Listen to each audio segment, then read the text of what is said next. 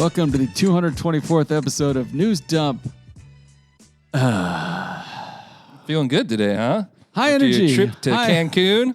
You're just High glowing over there. You got your beads. You got your drum that you brought back. I came back with a single braid in my hair. You can did. tell. You were commenting on that. Yeah, I wear a shark's tooth necklace now. You haven't smell seen like it the yet? beach. And Yeah. also a little bit of Mexico. Yeah. I Decide what that means. smell like coconut oil and cheap booze, baby. Cheap watered down. And also, booze. I went to Mexico. Yeah, well, I'm glad. I'm glad you returned. Were you concerned, or do you think No, maybe not really. there has been a lot of planes flying out of the sky lately, which is something I was very aware of every time we hit turbulence. Yeah, that's one of those things that makes me happy to not fly very often. I think the last time I flew was in like 2010, which, I've exposed myself as not being worldly, but at the same time, I'm not exposing myself to flight risks. Yeah, which There's another one today. It's just like every day now. Hey, did you see the one over the weekend? The plane land. Yeah, just flipped over? We saw it right as we were pulling into SeaTac, Oh, okay. and we got our phones out and we're checking, and it's like, oh my god, this plane landed upside down. Why? Yeah, that's disconcerting news to see when you're on a plane. Yeah. Luckily, we weren't on a Delta flight, or could have been me. Oh, while you were gone, we both got emails from the Taylors that said that we can keep these jobs but resign as of September, and that they'll pay us, and there's no need to show up for the podcast between now and then. All I don't know right. how you're thinking about that, but I'm considering it. Yeah, sounds great. I heard they're considering just cutting a straight 10% of the newsroom, that's what they're right gonna off the do. top. Yeah, that's what they're doing. There's a guy Sounds down there great. at the PC shop that he's working with on all these. Yeah, it's A good super segue. That's Cody's not with us this evening. I think we all know what deal he took. Yeah, he has been taking that deal for a long time. That whole deal feels a lot like if you go to a doctor and you're like, hey, I want to lose weight. And he's like, all right, close your eyes. And then he just cuts your arm off. Mm-hmm. And he's like, congratulations, you weigh 10 pounds less now. And you're like, well, I needed that. And he's like, did you? I get that. We'll all find out how it will play out. We'll see. We've published some reporting specific to regional and Forest Service and firefighters. Obviously, firefighting's been a big deal around here. Well, they're the in deep state, summer. you see. We'll see, and we will report and cover the effects as it goes. We are also On the News Dump layoffs. We are also joined in spirit by sponsors Sowen Funding, Shalis Outfitters, and the Roof Doctor. The first preamble I had beside all that is a story from the State Patrol, or something from the State Patrol. Brief snowstorm led to 95 crashes in Southwest Washington. Is this what I missed on vacation? Yeah. Everybody just saw snow and immediately drove in the ditch? Yeah, it snowed a little bit, and everybody lost their minds. There's something to be said about that number of crashes, 95. That is only the State Patrol's numbers. That doesn't count Like in the town police crashes, departments. probably. Yeah, and it doesn't count the sheriff's offices either. And I can tell you from it being an avid scanner listener that there was plenty of crashing going on in the county last Friday and Saturday, or Thursday and Friday when we had the snow. So the number is truly much higher. The big one was in Toledo, I believe, 22 car pileup. Oh, wow. Yeah. Yeah, that is significant. Then there was one down by the Gorge, Portland area, 100 car pileup there. And then there's another crash later in the evening. That was the biggest one, though. But there was just, this region is not built for snow, Aaron. I don't know if you know that or not, but we got a little bit of snow, and man, the scanner was just singing songs of misery, despair, and emergencies for a full 24 hours, I want to say. Yeah, it just seems wild. Yeah, All right, first news item. sure. Bill set a $500,000 for repeat DUI offender arrested in Centralia. This is Christian Rodriguez, 27 years old, booked Sunday morning. Deputy stopped him on Gold Street, and he looked impaired. He had 2 open cans of Twisted Tea in the car. Something I've noticed in my frequent pedestrian outings. A lot of Twisted Teas. No, I'll just see random beer can, heavy IPA cans along the side of the road. And are you just drinking and driving Yes, a Aaron. double imperial IPA? Is that what's Yes. going on? Yes, I see the Twisted Teas, too. I always think the same thing. I just take that short walk up to, the Pearl Street Market, and there's always beer on the side, I don't know. Irresponsible people, Aaron. It's not so much that there's beer cans on the side of the road. We're all used to it. It's just the magnitude choice? of it. Yeah, like a heavy, thick, the kind of beer you just sit calmly in your living room and drink alone. I'm going to say, too, that, and I could be wrong about this. I told you this earlier. Twisted Tea is the only alcoholic beverage that gets identified in court documents. Usually they're they had beer or, they were drinking hard alcohol. Twisted Tea, there must be a fan in the prosecutor's office or at a police department somewhere that's just like, oh, sick, Twisted Tea. We're going to put that in the charge you're talking about. Shout out my boys at Twisted Tea. They do have a pretty humorous online presence. All right. When questioned by the deputy, Rodriguez allegedly admitted to drinking, quote, a few beers and said he last drank, quote, a little bit ago. Do you think he gave the deputy a smooth wink after that? Because that's how putting it in quotes, that's how it came across to me. Yeah, I kind of think so. Anyway, and on serious side, quite the rap sheet on this fella. For a 27-year-old, I haven't seen anything like this. Yeah, a felony DUI in October, DUI-related assault in 2020, which is, I believe, where you fight someone who tells you you're too drunk to drive. It could be, or it could be vehicular assault, too. Right. Linked to a DUI. 2 DUIs, 2019, and various other driving-related charges. So, yeah, bail of $500,000. Quite a bit. I don't think he's going to hit that. Yeah, you don't get $500,000 bail at all very often. And I'm sure it's happened, but I can't remember a recent case for a DUI offender. Yeah, I think my man needs some help. Yeah, I think he needs to quit driving. That was only one of 2 DUIs we had on Cronline from yesterday from Lewis County Superior Court. The other one was punctuated by, or it began with a chase on Interstate 5 in Lewis County. And when that gentleman stopped, he first declined the breath test, then declined the blood test, and then informed the trooper that he, in fact, did not have blood in his body. Look, we're entering a new age of health. I'm not sure if you've watched the news. I'm aware. That's a possibility. It's not exactly a new era. Don't let big medicine lie to you about the amount of blood in your body. Anyways, they got the blood. I guess he was lying in this case. All right, next item. Former Oakview Elementary School PTO president charged with felony after alleged embezzlement. This is Alejandra Robbins, 34. Centralia took about $20,000 from the school fund pool accounts. Yeah, separate from the school district, it is the parent-teacher organization. A lot of people have been making a mistake in those regards. Her preliminary hearing was Tuesday. Bail was $100,000, so not surprisingly, she had the cash to pay for a bond. Which is something is there like a... I mean, I think that they've identified most of where she already spent the money, so... Okay, so it's not like it just went missing and... Okay, I've always wondered about that. Yeah. People who steal money, Aaron, generally aren't great at saving money. That's a good point. You don't see it like the movies, like if this PTO lady had taken the $20,000 and dug a hole and down by the skook and buried it in there. I would have found it. And then when you get caught, she could have just been like, oh, I still got that money. I was just keeping it safe. I didn't trust the banks in these turbulent times. And she would have been off. Yeah, that's probably how it would have worked. She's accused of using 3 separate bank accounts she had access to between November and December. November last year, the year before, as president of the PTO, to pay her rent and a late fee for her townhouse in Centralia for a total of $7,474.80, according to Centralia Police. She allegedly made $4,000 in personal Amazon purchases, $4,500 in personal Walmart purchases, and $3,000 in personal Safeway purchases, according to court documents. What do you think she bought? I mean, it looks just like basics. Yeah, it looked like she was just using the PTO's money to buy what she would normally buy with her money. She also has criminal history with a 2013 conviction for bail jumping and a 2012 conviction for unlawful issuance of bank checks, according to court documents. If you jump bail, was that like for the same case? Probably. I'm looking at the dates there. Okay. Yeah, it looks like the bail jumping followed the conviction for unlawful issuance of bank checks. So checks out. All right. But just a note there, the intern is working on a follow-up story on some efforts to recoup that money to the PTO, some private, I believe, efforts to recoup that money. So I have a follow-up on that by the intern. Yeah, that sounds nice. All right. Next item. Enough is enough. Hundreds rally at state capitol to protect parental rights.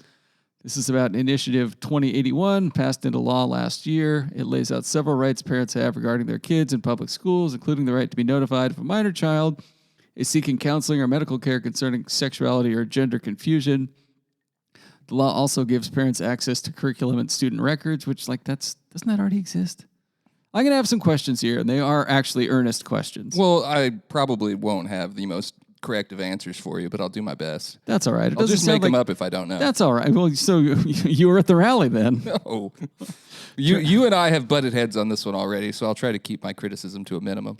Travis Couture said during his time in the legislature, he's seen many disturbing things happen, but none have bothered him as much as what's happening now regarding I-2081. I feel like that's an exaggeration, or maybe he's just never been to the China Clipper after midnight. It's also worth pointing out Couture is from Allen, Washington, population 2,000. So maybe It does. How is that relevant? My point is that he's from a small town. He's just a bumpkin. He doesn't know what he's talking about. No, I just mean that in regard to his. I've seen a lot of disturbing things around here. I think he means as a lawmaker, probably. Sure. You don't think there's any disturbing things that have happened in Allen, Washington, or the 35th district at large, which does reach down into Rochester? Oh, yeah. Internet personality and non-parent Brandy Cruz was also there. That was noted. Democrats in that building behind you believe that what happens at school stays at school, but this ain't Vegas, and parents have a right to know, Cruz said. I guess the take here is that a child can get a sexual reassignment surgery or abortion without telling their parents as long as they go to Vegas for it. Is it like international waters down there? What is happening? I still don't understand how any of this couldn't be fixed by just occasionally talking to your kid. Like, there's been conjecture about kids being able to check themselves out of school to get sexual counseling or something. Like, that all seems kind of far-fetched to me. If the reaction to the situation, if your reaction as a parent to that situation is how dare the school not tell me my kid's sexually confused and depressed, I just beg you to examine your role as a parent a little further. That's fine, but I still disagree with you on this 100% and completely. I think the initiative was passed in the legislature, and the Democrats are trying to come back and change everything that they don't like about it. And regardless of the context, the interview that ended up going fairly viral and brought the Chronicle to Fox News, of all places, where Braun was being interviewed. That video of Jamie Peterson explaining that if you're the parent of a 13-year-old child, you have no right to, like, and I get that he says it was edited, but even if you read the full transcript, it's a little jarring as a parent of a kid approaching 13 years old to be told by a state lawmaker, you have no right to any of their information. I guess it's based in a law from actually like the 80s or something like that, but I get why parents are riled up, and I get why it sparked, hit a nerve nationally, brought a focus here, do or undo. But yeah, no.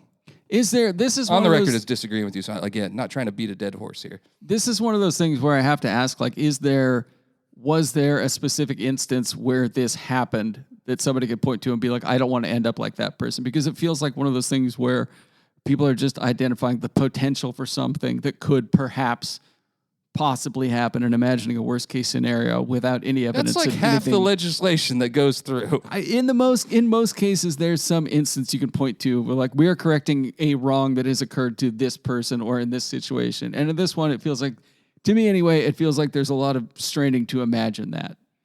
Otherwise, it's the same thing I pointed out when the book bans were attempted at the Shayless Library or whatever they're doing over there. And they had all these hearings and they didn't have a single person come up and be like, this actually happened to me with this book. I would just show me some work. Show me some proof. I mean, you could call it a continuation of the culture wars if you like to explain its arrival at the state legislature. But I think the bottom line is the Republicans got this initiative passed in the legislature. There were none of these amendments were up at the time. They didn't approve any changes at the time. One session later, we're trying to change it. It just seems disjointed. I disagree with you. That's as clearly as I can say it. All right. Also, there was lots of protests going on at the Capitol this weekend. There was also a Is something happening in the news? Musk rally. We did not cover that one. I'm sure I'll get some criticism for that. If I had known it was happening in time, I definitely would have sent someone. There was also not in your algorithm, eh? There was also a pro-Palestine rally. Something happening there too? No, just business as usual on the Strip, man. It's going to be the Riviera in no time. What was the other one? There was another one. There's also a protest coming to Centralia next week, I am told. Mm-hmm. Let's see here. I have the details. Lewis County Democrats have posted a Support Our Democracy rally that will be February 24th from 11 a.m. to 1 p.m. on the sidewalk of Centralia College Boulevard in front of the clock tower. All right. So you want to be there. What is February 24th? That's later this week, right? That's Friday? That's what, Monday, Tuesday? Yeah. 24th. Monday, I believe. Okay. All right. Next item. Centralia City Council and staff discuss possible future annexation options and needs during a work session. Big government wants to suck in more of our beautiful hub city suburbs. Not in my front yard, based on my reading of the map. Oh, are you getting sucked in? I am not getting sucked in, no.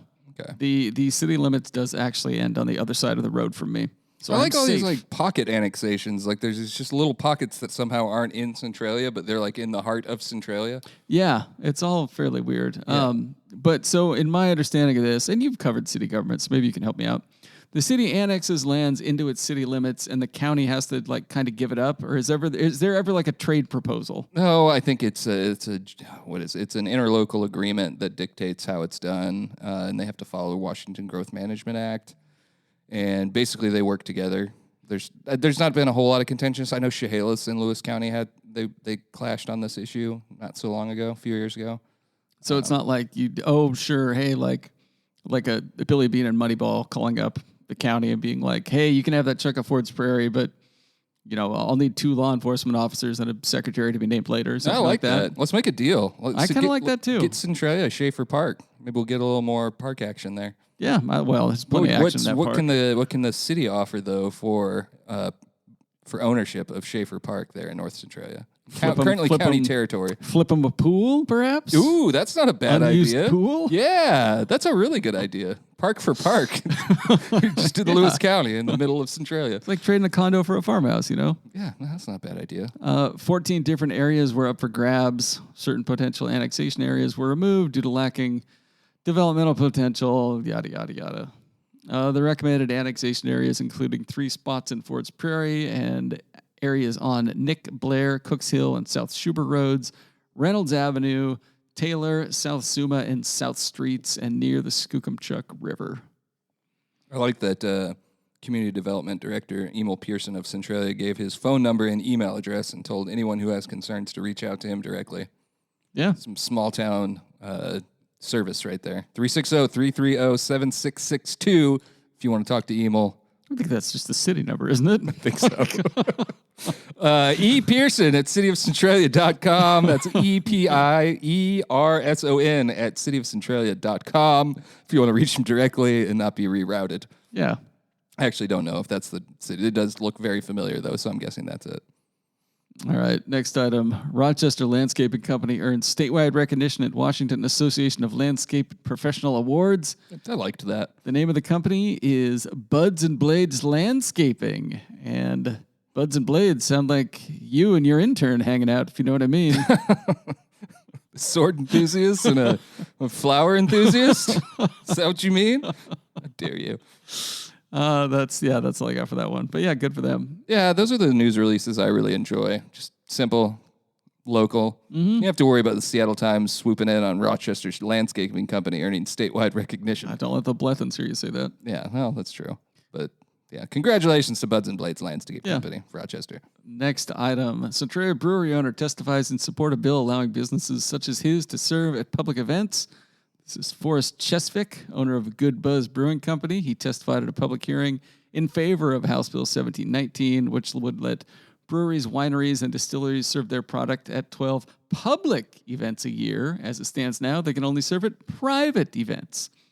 When selling at public events, they're limited to small samples and sealed containers.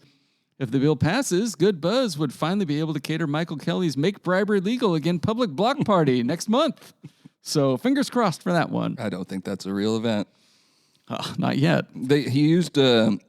Forrest used the example of the Southwest Washington Fair and the exposure that they'd be able to get from that and whatnot. They are a mead brewery, by the way, which I've always found interesting. Yeah. And yeah, I thought that was cool. It's a Peter Abarno-sponsored bill. Yeah, I think it sounds fine. Yeah, the reaction was very positive online to it. I didn't know it's kind of a very specific area of law we're talking here, so I didn't know what the interest would be from the public, but it seems like people were largely in favor of it. Yeah. Yeah, exactly. You know who I bet was in favor of it? Christian Rodriguez, 27.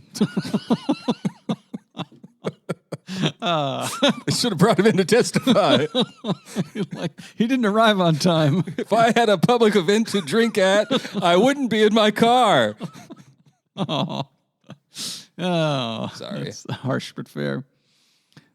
Next item. This is one you were discussing. With a phone call, Governor Bob Ferguson keeps Republican-sponsored emergency powers bill alive. Ferguson currently beating every one of Jim Walsh's allegations. Not Thoughts? everyone, Well- but yeah, no. You know what I say is let Bob Ferguson cook, man. He's just getting started. He's surprising a lot of people.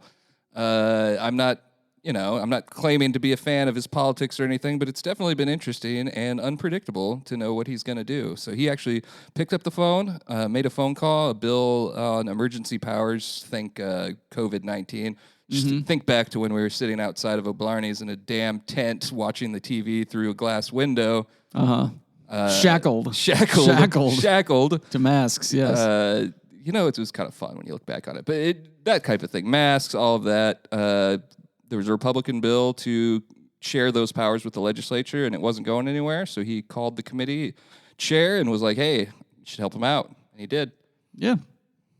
I don't like. What are the Republicans feeling now that the governor will take their calls? I mean, I think it depends on how genuine or disingenuous you think the Republicans are, Aaron, and I think I know where you're at on that one. I think you're still going to get criticism. I think, you mentioned Brandy Cruz being at that Capitol rally earlier.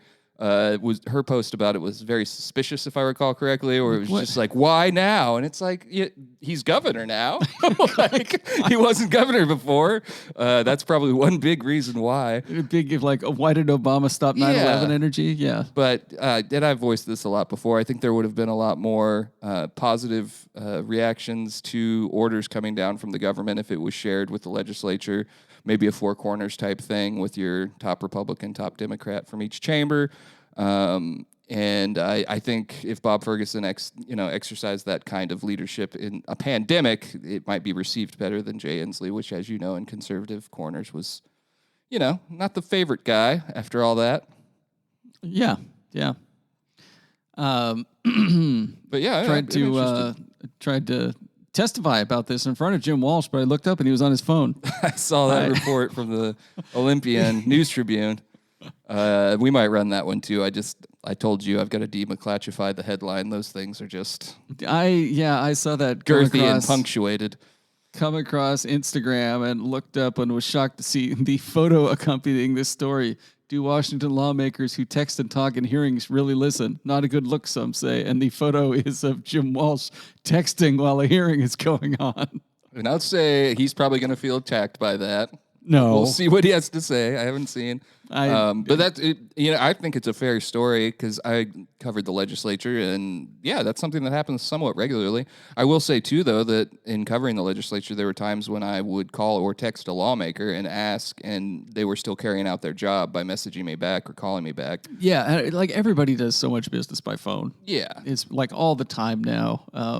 In the sessions, and it's full go. He's the Washington Republican chair. I could see why you might be on your phone, but I don't think that it's not like you're absolved from discussing it. I think it's a fun story, and relevant. He was following up on a lead he had that illegal transgenders were entering the country twice. Do you think he was reading the story about Bob Ferguson keeping the Republican-sponsored emergency powers bill alive? His face isn't red enough. I don't know. Next item, Lewis County Commissioners appoint new members to County Salary Commission. The three new members' names are John Jwope, Snot Strummer, and Rinzy Rollick. Well, that's weird. That's not right. No, these are actually selected by the county auditor. And the three new commission members, one for each commissioner's district, are Kayla McEwen from Swope's district, Colby Moore from Pollock's district, and Terry Petty from Scott Brummer's district. It's a new petty for me to throw on the pile when I'm going down something that's exceptionally petty. And quite petty. Tom Terry Petty. Terry Petty. Any other news? We did a full edition upload between your notes and this, but we'll just do what we normally do and do a roundup at the end. All right, we'll take a break. Hi, this is Jeff and Julie from Fairway Lanes. Jeff and I met JSIC of Summit Funding at our bowling center, so when we fell in love with this community and it was time to relocate, we knew we would be calling Summit Funding. They understand that everyone has a unique situation when buying a home. He had already helped 2 of our employees get into their own homes. The Summit Funding team exceeded our expectations. It was a seamless experience with great communication from his whole team. Thank you to Summit Funding for making our buying experience special and memorable. All right, we're back. Now we're moving on to segments. It is time for Tales from the Takes page, a.k.a. What's going on in the opinion section? And what is going on in the opinion section? Oh, just a rich and deep discussion of the ails of modern society. The thought leaders in Lewis County are getting together to submit their we'll just do a rundown. diatribes? We'll just take it from the top. Letter to the editor. State addicted to tax increases, always craving more. This one was talking about the effort in the state legislature to boost the maximum annual increase from 1% to 3% for counties and cities. Expressing appreciation for supporters of the Willapa Harbor Hospital. Not disagree. Technically in our coverage area, but the letter was very, directed towards us. I felt bad not running it. And we have run some Willapa stuff. And I don't know, if you get in trouble and you're in Labam, wouldn't you go to Willapa rather than come into Centralia? Yeah, probably. Nah, local. We take Willapa now. Letter to the editor from a Randall gentleman. We are witnessing the rapid dismantling of all the government services we pay taxes to support. Not rapid enough, if you ask me. And then we have another letter from the Lewis County Democrats chair titled, Whatever Happened to Don't Tread on Me. Interesting letter, just talking about the dismantling of the Consumer Protection Division and how that's one of the few things that helps people if they get, victimized by fraud or anything like that. It's very heavily focused on that. Yeah, I mean, that is an important agency. I mean, the number that keeps getting thrown around is $20 billion returned to consumers who have been basically screwed over by big business. You should write a letter, Aaron. John McCroskey, your favorite columnist for 2 weeks, writes, he's back. Lawmakers offer nonsense as state suffers from real problems. What are his real problems? Not that they don't exist. I'm just curious how he identifies them. I don't know. This one he's I like John, but he's fully in sarcasm mode top to bottom on this one, so it's hard to pull an excerpt that would really capture his thought. Oh, he's got somebody wants to change the flag. I think the flag's fine. Yeah. I don't feel strongly about it. I don't even think the person who proposed the legislation feels all that strongly on it. They're pretty much saying it's not going to pass, but it is a little jarring. George Washington has nothing to do with the state of Washington is basically the idea. He's been dead for 100 years. I had never thought of the fact we're the only state named after a president. I mean, it seems kind of obvious. I don't remember President Idaho or Montana. Just wait until you finally get on a plane and fly down to Trump, Florida. Oh, Trump, Florida. That's great. But yeah, that's another news item we had, though. Intern pumped that one out. So he's just talking about, the effort to remove him from the flag. There's that camping bill that would make it to where you can sue the jurisdiction if its regulation is not, quote, objectively reasonable for the time, place, and manner, but doesn't define what objectively reasonable means. So that's a bit of that. It wasn't just the Democrats either. He took a shot at the legislation to declare Washington the Evergreen State, which is a Republican's bill. Jeff Wilson out of Longview. You didn't like that one? He just thinks it's a waste of time, and why aren't we dealing with other stuff? We had a couple guest commentaries. One celebrating 25 years of federal recognition for the Cowlitz tribe. That was Bill Ayal. It was actually just a statement he posted. And then we have a commentary from the U.S. House Blue Dogs Democrats coalition, of which our local rep, Marie Glusenkamp-Perez, is a member. Just writing about their, 25th anniversary? I think the 25th anniversary. And what else we got? Why do Democrats resist making America great? Sorry. Letter to the editor, setting the record straight on RFK Jr. These national policies are just bleeding into the opinion page despite my efforts to keep things local. I'm reading this. Why do Democrats resist? The takes in here are just bizarre things. I take it you disagree with Mike Kimbrell of Oakville? Democrat government has always supported unions, thus supporting poor and weak people. Is this a bad thing, supporting unions? I think he's saying his observations of how he thinks Democrats think. The national debt does not matter. I don't know. The last time the national debt was wiped out, a Democrat did it. Who was that? Mr. Bill Clinton. Yeah. Balanced budget. Balanced the budget. And you know what? And he was horny while he did it. He balanced it under duress. Yeah. You try balancing a budget with one hand. Let's stop it. Family podcast. John Brown. Democrats claim they want to reduce spending. Republicans are showing the way. Are they? Don Brunel. Lawmakers should have to feel pain of regulations, fees on small businesses. It's like he was rubbing his hands together then. Just wrap him on the knuckles. Brian Mitke, on a love day, invest in your marriage. Did you invest in your marriage on Friday? Yeah, Did you? Compliments. And was that the day you stole the bottle of whiskey out of this office and claimed it was a snowstorm? There was a snowstorm, Aaron. You weren't here. I had to make an executive decision. You had to slash 10% of the whiskey overhead in this office. I had to, or else it'd be gone by September. Letter to the editor. Musk appears to be afflicted with a severe case of hubris, arrogance, and self-worship. That one really popped off online. People had a lot to say about that letter. I wonder why. That's Joseph Tippler, one of my favorite letter writers, not for the content, but for the regularity. You can get a Tippler letter a month. It's been coming in for about a decade, at least a decade. Yeah. All right. You know what? I think we've seen enough. Yeah, that's the long and short of it anyways. All right. Before we move on to that, during the snowstorm, were you at any point worried about the roof above your dwelling? Yeah, sure. No, I wasn't. My roof's fine. It's relatively because new. you But get if I regular- was worried, I wouldn't know who to call, and that would be the roof doctor. Absolutely. At 360-736-0246, because they offer new roofing and re-roofing, roof repair, roof cleaning, and emergency roofing. They do solar, too, if I recall correctly. Well, that wouldn't have been any help during the snowstorm. No, maybe not. Yeah. The roof doctor awaits your house call, serving Bremerton, Chehalis, Hoquiam, Longview, Olympia, Shelton, and Tacoma. God, they got an office in Tacoma? I'll be damned. Look at that. I'm just digging through the 5-star reviews here, and I've got one from Robin. Robin Schmidt. She actually put her last name in there.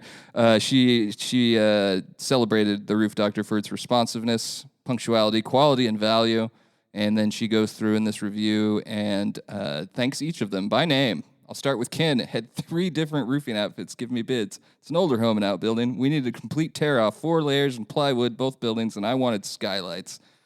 Even if Roof Doctor gave the highest bid, which they didn't, I would have chose them still. Ken was a very kind and very receptive to my ideas. There were years of knowledge and experiences behind his responses that definitely put me at ease. She called the job amazing. There's like 5 H's in there. It's pretty sick. Several A's. But yeah, Roof Doctor, baby. All right. People's Champion of the Week. A cornerstone of our organization, Mineral Lake Lions Club, honoring longtime member Dick Suter for 60 years of service. I like that we just happen to have a random 2018 file photo of Suter at a gas station talking to his pals to go with this. Yeah, like Mineral. What was the context for the photo? I don't know. When I need a photo of someone like Dick Suter out in Mineral, I search Cronline, Dick Suter, and I saw we had a photo of him. What if it was a different Dick Suter? I don't think it is. I think someone would have pointed that out after we published it. Dick Suter Center jokes with Dick Dunlap, far right. Yeah. Oh, that one's Dick Suter. All right. Yeah. Okay. You just thought we chose the blurry out of focus one? I thought he was the guy on the right. It's a Jared Winzelberger photo. He was all over the place. We've got file photos for days. Usually, if there's someone in the news, we can find a photo of them. Like more often than not. My nomination for People's Champion of the Week, however, is Doris Beer, the last Rosie the Riveter from our area. Worked for Boeing during World War II. Has died at the age of 97. And Julie McDonald, who was a close friend of Doris Beer, wrote up a lovely honoring column, which also included Roy Wilson, who should also be in the discussion. He's the former chairman and spiritual leader for the Cowlitz tribe, who also passed away at 97 last week. But Doris Beer, really cool story. She's been extremely active, still came to all the events and things like that. Story from Julie's column that I thought was extremely endearing was, after World War II, apparently there was a meeting at a grange out there in the Adna area, and they were talking, a couple people at least were talking about their displeasure with the Satos, a Japanese family that was interned, returning to the community after that whole error of the government, I guess I would call it. Yeah. As far as locking up all Japanese Americans. And as a teenager, she stood up on a table and said, "How dare you," basically. He Good for brought her. you produce last Christmas, and now you're wanting to just not let him live here. I thought that was really cool, and it seems like she carried those values throughout the rest of her life, and beloved by all. And I think she should be our People's Champion of the Week. All right. You know what? I agree.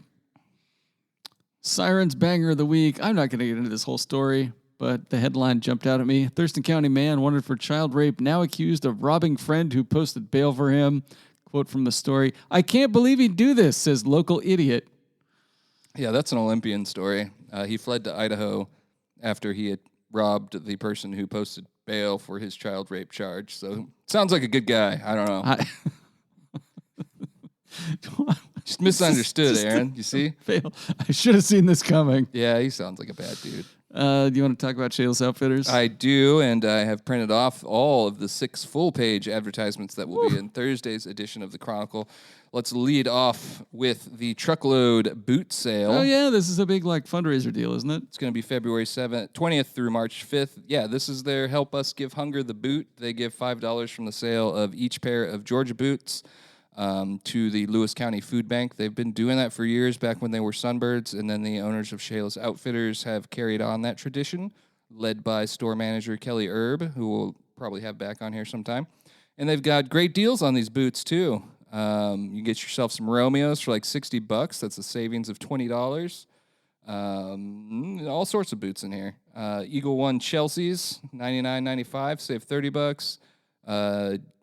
There is a pair of shoes on here for $105. What are these here? The low heel logger, 8 inches. You can save $44 on those bad boys. Nice looking pair of boots. So if you're trying to get new boots, you need to do it now and help them. And Kelly, we ran into her last night. We asked her if they were going to do the big check presentation. She said it might be a normal size check, which I thought was fine. They also have a new sale that is beginning on the 20th store-wide. Let's look at the deals here. Oh, 20% off all stuffed animals, Aaron. Oh, yeah? You like to keep a menagerie around the bed.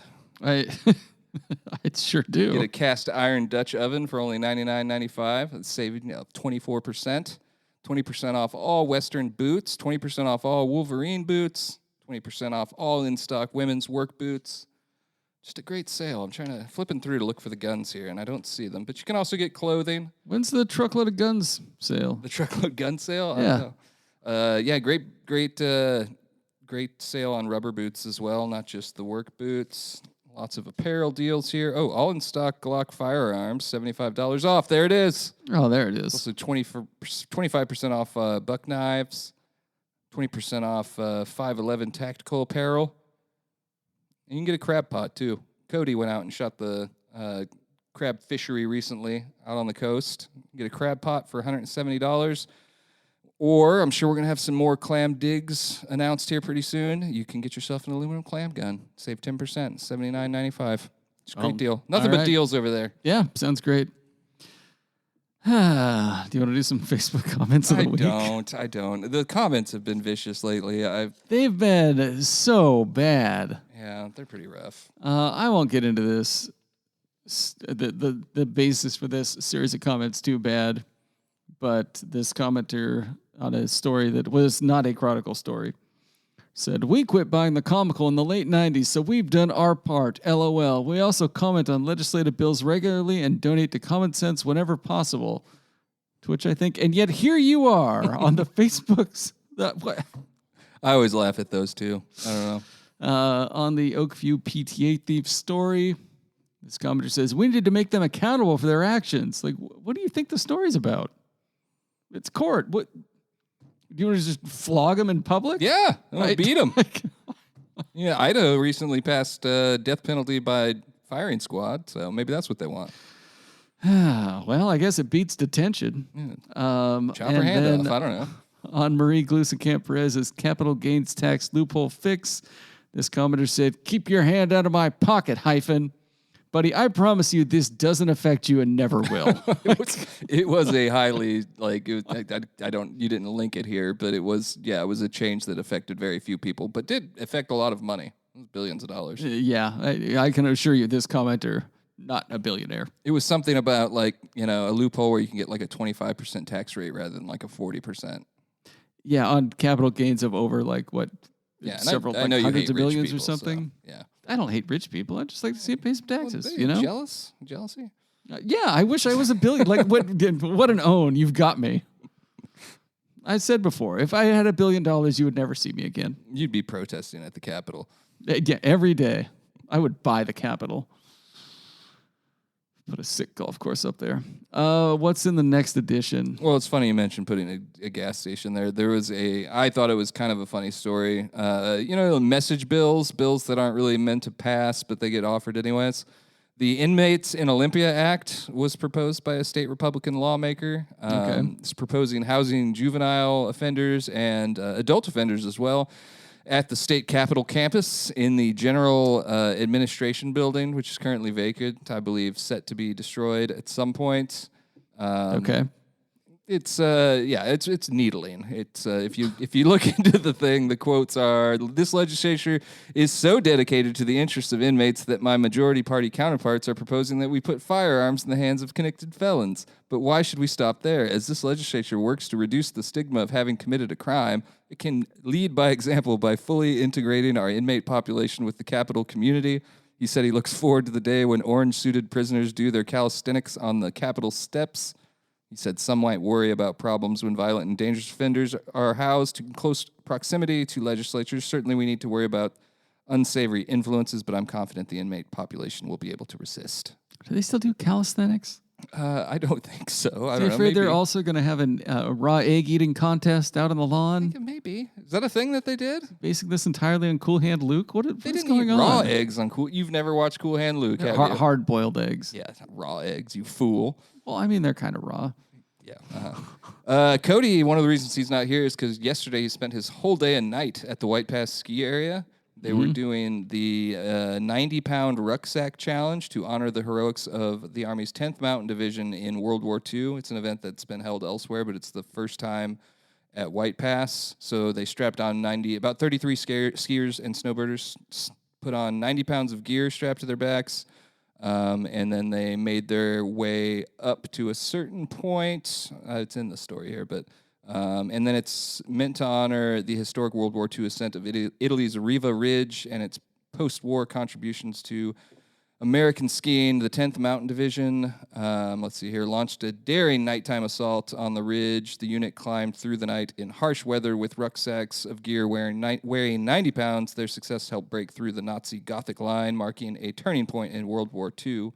And so this walk was exactly 80 years after that. And wow. It was kind of cool. So Cody did the challenge? I don't know. I should have asked him that. He definitely did the walk, did the hike. I don't know that he had 90 pounds of gear. His camera gear does not weigh 90 pounds, I don't believe. No. So I think he more went as a photographer. But his photos are really good. It's going to be the full front page of the Thursday edition. It's already up on chronline.com. All right. Really good shots. In closing, Wait, do you have more? I did have more. Are you going to make a joke about Cody? And The Mexican immigrant accused of trafficking cocaine in Lewis County has been transferred to DEA custody. He was placed on a 72-hour hold on Friday, and that actually went longer. We also have a Lewis County jail inmate with meth in his underpants. We always enjoy those. And then we have the first of two, another World War II veteran, celebrated his 100th birthday in Chehalis, and Owen went over there to cover it. And, he was there to cover someone who's going to have a celebration. And while he was there, they were like, actually, there's another 100-year-old here, and he's celebrating his birthday right now. So it was a twofer. then he did that, and another guy was like, actually, I'm 100 today, too. Yeah, it could have been. The 200-year-old veterans, though, don't know each other, and they live in the same assisted living facility. Fun fact. I was telling the guys and gals down at the table during our news meeting today that I cannot wait to get to an assisted living facility, and that I'm really going to get embroiled in the internal politics once I'm in there. Be a real power broker, mover and shaker. The Lewis County Commissioners have honored Lee Coombs. They're going to put signs and dedicate the Southwest Washington Fairgrounds Expo Center to him. That's cool. Got the Lewis County Republican Party's Lincoln Day dinner coming up. If you want to attend that, Aaron, I know that's near and dear to your heart. The lineup of speakers just doesn't entice me very much. You? All right. Major tree planting event begins this weekend at Seminary Hill. Lewis County Commissioners approved a change order for the homeless shelter, and they are going to tour it on Monday. We will be there for that. KV... Why don't you know what? Before it opens, is it too much to ask for the county commissioners to go spend a night there? Like a sleepover? Just sleep like a haunted house style, you know? I don't know if anyone would enjoy that, Aaron. Why not? No, it'd be fun. You wouldn't? You'd send a reporter to cover it? Yeah, no, I think that'd be... I'd send Cody. They're in session the whole time? Yeah. Public meeting. Somebody's taking notes. Everything they say to each other. Yeah, that's great. Psst, Scott, you still awake?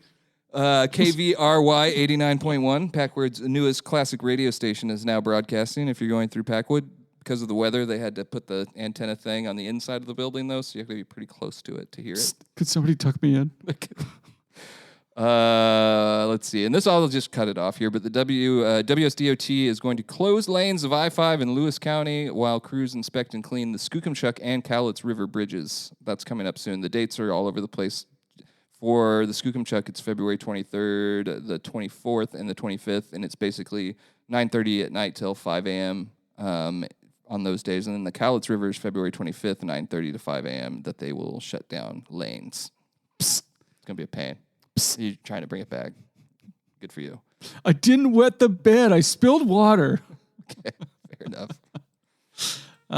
In closing, we're sponsored by Summit Funding, Shameless Outfitters, and The Roof Doctor. Leave a review and rating on Apple Podcasts if you want. Send us an email at chroniclenewsdump@gmail.com.